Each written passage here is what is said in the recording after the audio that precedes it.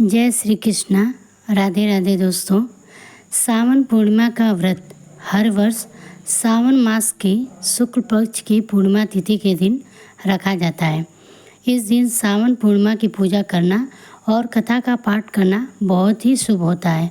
इस साल सावन पूर्णिमा का व्रत 19 अगस्त 2024 को सोमवार के दिन रखा जा रहा है और साथ ही इसी दिन सावन के आखिरी सोमवार का व्रत भी रखा जाएगा। इसके साथ ही इस तिथि पर राखी का भी पर्व मनाया जाएगा। शास्त्रों में सावन पूर्णिमा को बहुत ही खास माना गया है। सावन पूर्णिमा के दिन भगवान शिव और विष्णु जी के साथ साथ माता लक्ष्मी जी की भी पूजा की जाती है।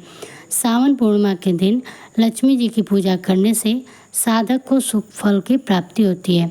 वहीं इस दिन गंगा स्नान और दान का भी बहुत महत्व माना गया है। सावन मास की पूर्णिमा तिथि पर व्रत रखने से और विधि पूर्वक लक्ष्मी जी की पूजा करने से साधक पर सदा लक्ष्मी जी की कृपा बनी रहती है। इस दिन व्रत कथा का पाठ करना भी बहुत शुभ फलदायी माना गया है। तो चलिए व्रत कथा को आरंभ करते हैं। एक समय की बात है, एक नगर में तुंगध्वज नाम का एक राजा राज्य करता था। उस राजा को शिकार करने का बहुत ही शौक था। एक दिन राजा जंगल में शिकार करने के लिए गया था। शिकार करते करते जब वो बहुत थक गया तो वो एक बरगद के पेड़ के नीचे अपनी थकान को दूर करने के लिए विश्राम करने लगा। उस जंगल में राजा ने देखा कि वहाँ पर बहुत सारे लोग मिलकर भगवान सत्यनारायण की पूजा कर रहे थे। राजा अपने अभिमान में चोर था। अपने घमंड के कारण राजा ने ना ही भगवान सत्यनारायण को प्रणाम किया और ना ही उनका प्रसाद ग्रहण किया। उसके बाद राजा शिकार करके अपने नगर में वापस लौट गया। जब राजा अपने नगर में वापस आया तो उसने देखा कि उसके राज्य पर दूसरे राज्य की सेना ने हमला बोल दिया है। अपने राज्य की ऐसी हालत देखकर राजा को तुरंत समझ में आ गया कि उसने जो भगवान सत्यनारायण का अपमान किया और उनके प्रसाद का निरादर किया, इसके कारण ही उसके राज्य की ऐसी हालत हो गई है। अपनी गलती का आभास होते ही राजा ने तुरंत जंगल की तरफ भागा जहाँ सत्यनारायण की कथा चल रही थी। वहाँ जाकर राजा ने भगवान से अपनी गलती की क्षमा मांगी और प्रार्थना की तथा प्रसाद मांगकर उसे ग्रहण किया। राजा ने सच्चे मन से अपने भूल का पश्चाताप किया। इसको देखकर भगवान सत्यनारायण ने राजा को माफ़ कर दिया और इसके परिणाम स्वरूप राजा का राज्य पहले की तरह हो गया। उसके बाद से राजा भगवान सत्यनारायण का परम भक्त बन गया और उनकी पूजा अर्चना करने लगा। भगवान सत्यनारायण की कृपा से राजा ने उस राज्य का भार काफ़ी समय तक संभाला। ऐसा माना जाता है कि जो भी भक्त सावन पूर्णिमा का व्रत कथा का पाठ सच्चे मन से सुनता है या पढ़ता है, उसकी सारी मनोकामनाओं की पूर्ति होती है और उस पर सदा माता लक्ष्मी की कृपा बरसती रहती है। इस कथा के पाठ से वाजपेयी यज्ञ करने का फल प्राप्त होता है।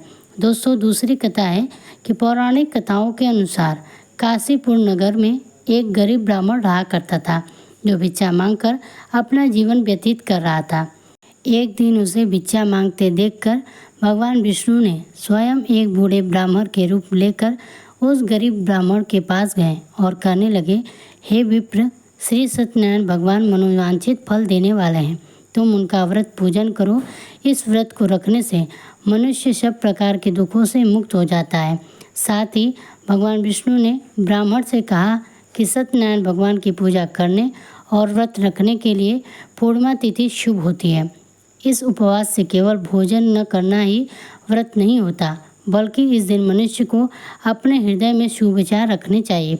उपवास के समय हृदय में यह धारणा होनी चाहिए कि आज श्री सत्यनारायण भगवान हमारे पास ही विराजमान है। अतः अंदर और बाहर शुचिता बनाए रखनी चाहिए और श्रद्धा विश्वास पूर्वक भगवान का पूजन कर उनकी मंगलमयी कथा का श्रवण करना चाहिए। श्री सत्यनारायण की कथा के अनुसार पूर्णिमा तिथि के दिन व्रत पूजन करना मानव जाति का समान अधिकार है, चाहे वह निर्धन, धनवान, राजा हो या व्यवसायी ब्राह्मण हो या फिर अन्य वर्ग, स्त्री हो या पुरुष। यही स्पष्ट करने के लिए इस कथा में निर्धन ब्राह्मण, गरीब लकड़हारा, राजा उल्कामुख, धनवान व्यवसायी, साधु वैश्य और उसकी पत्नी नीलावती, पुत्री कलावती, राजा तुंगध्वज एवं गोपगढ़ों की कथा का समावेश किया गया है। जिस तरह लकड़हारा गरीब ब्राह्मण उक्कामुख गोपगढ़ों ने सुना है कि यह व्रत सुख सौभाग्य संपत्ति सब कुछ देने वाला है, तो सुनते ही श्रद्धा भक्ति तथा प्रेम के साथ सत्य व्रत का आचरण करने लग गए और फलस्वरूप सुख भोगकर परलोक में मोक्ष के अधिकारी हुए। भगवान सत्यनारायण की कथा हमेशा संपूर्ण सुननी चाहिए और लिया गया संकल्प पूरा करना चाहिए। एक साधु वैश्य ने भी यही प्रसंग राजा उल्कामुख से सुना, किंतु उसका विश्वास अधूरा था और श्रद्धा में कमी होने के कारण उसके मन में प्रण लिया कि संतान प्राप्ति पर सत्यव्रत का पूजन करूँगा।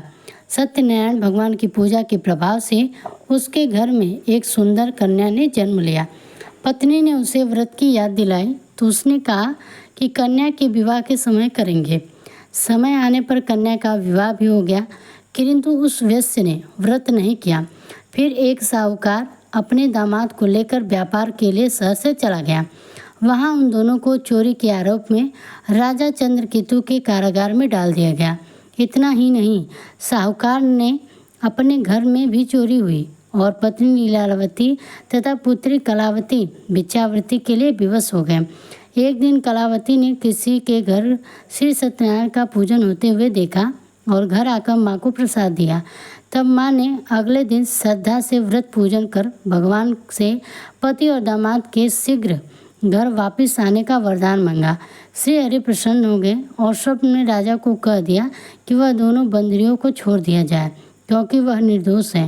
राजा ने अगली सुबह उसका धनदान तथा प्रचुर द्रव्य देकर उन्हें विदा किया। घर आकर पूर्णिमा के दिन साहूकार ने विधि विधान से पूजन व व्रत किया। इतना ही नहीं, जीवन भर सत्यनारायण व्रत का आयोजन करता रहा, जिसके प्रभाव से सभी सांसारिक सुखों को भोगने के बाद उसे मोक्ष की प्राप्ति हुई। तो दोस्तों, आशा करते हैं कि आज की कथा आप सभी को पसंद आई होगी। अगर पसंद आई हो तो वीडियो को लाइक ज़रूर कीजिए। अन्य कथाओं को सुनने के लिए हमारे चैनल को सब्सक्राइब अवश्य करें तथा कमेंट बॉक्स में जय श्री हरि विष्णु जरूर लिखें।